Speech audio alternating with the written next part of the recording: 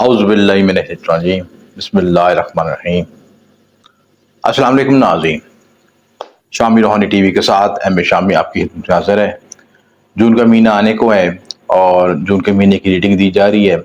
बुर्ज अमल से लेकर बुर्ज हौत तक तमाम बुरूज की डिस्कशन होगी और कौन से प्लानेटरी पोजीशन तब्दील हो रही है, कौन से ज़ायचे तब्दील हो रहे हैं, अहम तब्दीलियाँ क्या हो रही हैं, कि अहम योग कौन से बन रहे हैं और कौन से बुरूज को माली बेनिफिट होगा, कौन से ज़िंदगी में ग्रोम कर सकते हैं, आगे बढ़ सकते हैं। महापुरुष योग बन रहे हैं, खास स्टेलियम बन रहा है 6 सितारों का करान 100 साल के बाद। वो बड़ा इंपॉर्टेंट योग है। उसकी क्या इफेक्ट्स आएंगे 12 बुरूज पे, इन सबको डिस्कस करेंगे। और कौन से बुरूज को माली बेनिफिट होगा, कौन से बुरूज की शादी हो सकती है, रोजगार हो सकता है, तालीम, सफर और सबको बेनिफिट होगा। कौन कौन से बुरूज जिंदगी में आगे इनिशिएटिव ले सकते हैं, इंपॉर्टेंट डिसीजन कर सकते हैं, सफर के लिहाज से, शादी के लिहाज से, रोजगार के हवाले से, जॉब की स्विचिंग किस तरह हो सकती है, घरेलू खवातीन के क्या हालात होंगे, शादीशुदा लोगों के क्या हालात होंगे। 12 बुरूज के ओवरऑल डिस्कशन करेंगे सब। बड़ी इंटरेस्टेड वीडियो है और पर आपको ये वीडियो में बेसिकली एक तो जनरल रीडिंग दी जाती है कि डिस्कशन क्या होती है कि 12 बुरुज के लिहाज से।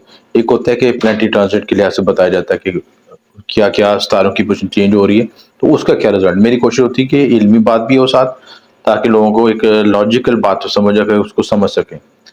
तो ये वीडियो जो है वैदिक एस्ट्रोलॉजी के स्टैंडर्ड बेस पे है और मून साइन के लिहाज से आप देख सकते हैं, इसका सन ज़ोडिएक से ताल्लुक नहीं है। क्योंकि मेरे अपने 25 साल के तजर्बात के नतीजे में वैदिक एस्ट्रोलॉजी को और हिंदी नजूम को सबसे ज़्यादा मुस्ंद पाया है बनिस्बत जो है वेस्टर्न एस्ट्रोलॉजी के। दोनों स्कूल थोड़ा अपने काम करते हैं, लेकिन मैं ज़्यादा इफेक्टिव उसको समझता हूँ। उसमें ज़्यादा गहराई है, उसमें पेंडिंग कर्मा का बताया जाता है, ऐसा हो रहा है तो क्यों हो रहा है, उसकी क्या लॉजिक है, कौन से कर्म आपने किए जिनका इफेक्ट आ रहा है आपके साथ, तो उसको समझना जरूरी है। उसको समझेंगे तो फिर हमारे मसले हल होंगे। बहुत से लोग वज़ाइफ पढ़ते हैं, रेमेडीज करते हैं, रिजल्ट नहीं मिलता। रिजल्ट इस वजह से नहीं मिलता कि अपने पेंडिंग कर्मा क्लियर नहीं होते। तो पेंडिंग कर्मा को कॉन्सेप्ट, उसको लॉजिक को समझें, पेंडिंग कर्मा क्लियर करें, ताकि फिर हम जिंदगी में ग्रोथ कर सकें। ठीक है। स्कॉर्पियो के लिए जो है सबसे इंपॉर्टेंट चीज ये है कि इनका ऑन साइन बहुत एक्टिव है। और यानी कि लगन जब पे 6 सितारों के एस्पेक्ट और दूसरे सितारों के एस्पेक्ट पढ़ रहे हैं, तो स्कॉर्पियो सबसे ज्यादा मुतासर है, मुतासर पॉजिटिव भी नेगेटिव भी लिहाज से।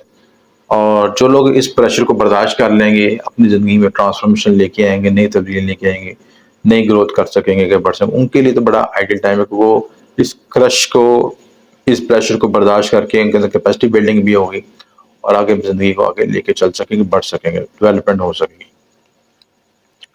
तो फर्स्ट हाउस खाली है आपका, उसके बाद सेकंड भी खाली है, थर्ड में प्लूटो है, फोर्थ में सैटर्न है, फिफ्थ में मार्स, मून, नेपच्यून, राहु है।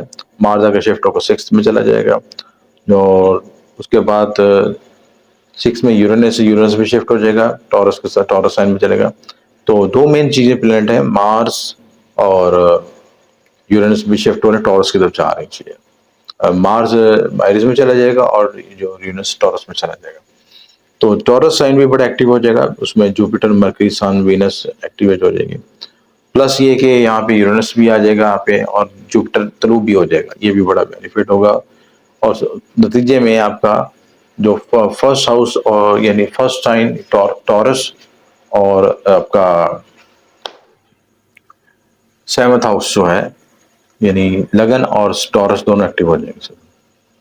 तो उसकी वजह ये होगा कि जो आपका विपरीत राजयोग भी बनेगा, आंखों से मुतल्लिका अमराज, सर दर्द की शिकायत हो सकती है और हाई एनर्जी की वजह से आपका एसेंडेंट पे, लगन पे इफेक्ट आएगा। तो आप दबाव भी फील करेंगे, स्ट्रेस भी हो सकता है, सर दर्द हो सकता है, एंग्जाइटी भी फील कर सकते हैं। फिफ्थ घर में राहु की मौजूदगी ज़हनी तशारी का फिर कंफ्यूजन का बायस बनेगी, लव रिलेशन का गलतफहमियां बढ़ सकती हैं, शक व शुबहात पैदा हो सकते हैं, मुहतात रहें। अज़वाजी ज़िंदगी बहुत बहुत अच्छी रहेगी और मुश्तरी तारा ज़ोहरा की मौजूदगी बेहतर रहेगी। 12 जून के बाद ज़ोहरा 8वें घर में आने से लाइफ पार्टनर की सेहत और रवैये में मुहतात रहें, हेल्थ इश्यूज आ सकते हैं लाइफ पार्टनर के साथ, और शरीकियात की दौलत, लेन देन के मामले, इन चीज़ों में भी मुहतात रहें। अतारद मुश्किल ज़ोहरा शम्स और 15 जून के बाद घर तब्दील कर लेंगे। ये 8वें घर में मूड स्विंग, काम में दिलचस्पी को बढ़ाएंगे। 15 जून से पहले हालात बेहतर रहेंगे। बिजनेस में तार चढ़ाव हो सकता है, लिहाजा 15 जून से पहले बिजनेस वर्किंग कर लें, अपना मुकम्मल काम कर लें तो बेहतर रहेगा आपके लिए। तो ओवरऑल स्कॉर्पियो के लिए महीना मिक्स हालात गुजर करता है, मिक्स मामला गुजर करता है। अगर आप प्रेशर को बर्दाश्त कर लेंगे तो ये वक्त आपके लिए आपको आगे लेके जाएगा, आपको ग्रोम करेगा, तरक्की लेके आएगा, आपके लिए बेहतरी होगी आपके लिए। इन मामलों को इख्तियार करें तो अल्लाह ताला बेहतर करेगा। वीडियो पसंद है तो लाइक और शेयर कीजिएगा, बात ना समझ आए तो कमेंट में अपना फीडबैक जरूर दीजिएगा। आपका शुक्रिया हमेशा में।